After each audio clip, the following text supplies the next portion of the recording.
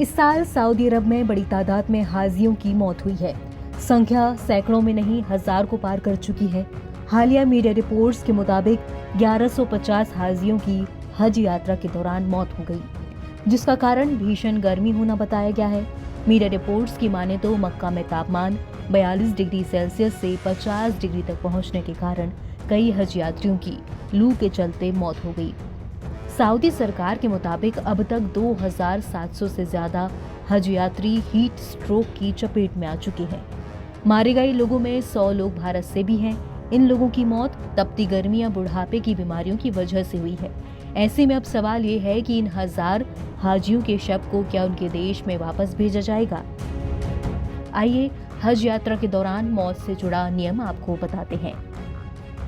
आमतौर पर लगभग तमाम देशों में विदेश से आए लोगों की मौत होने पर उनके शव को वापस उनके घर भेजा जाता है, लेकिन हज यात्रा का नियम थोड़ा अलग है।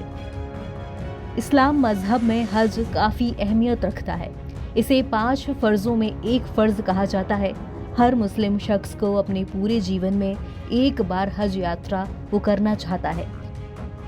वहीं सरकार भी तीर्थयात्रियों को ये यात्रा पूरा करवाने की पूरी कोशिश करती है, जिसके लिए हर साल सरकार एक निर्धारित संख्या के लोगों को हज यात्रा पर जाने की परमिशन देती है।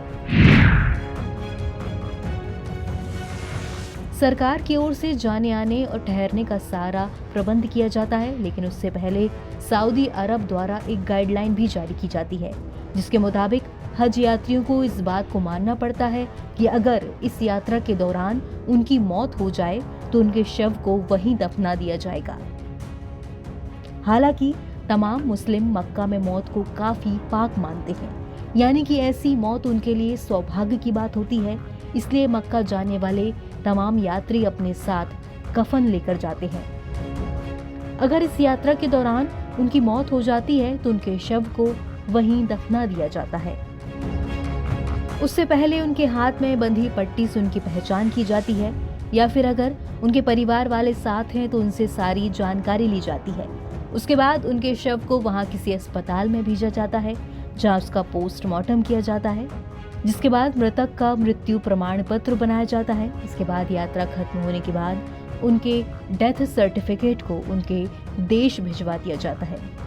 इसके लिए मक्का तीर्थ यात्रा प्रबंधन हज यात्रियों से पहले ही इसकी सहमति ले लेता है। एनबीटी ऑनलाइन की रिपोर्ट।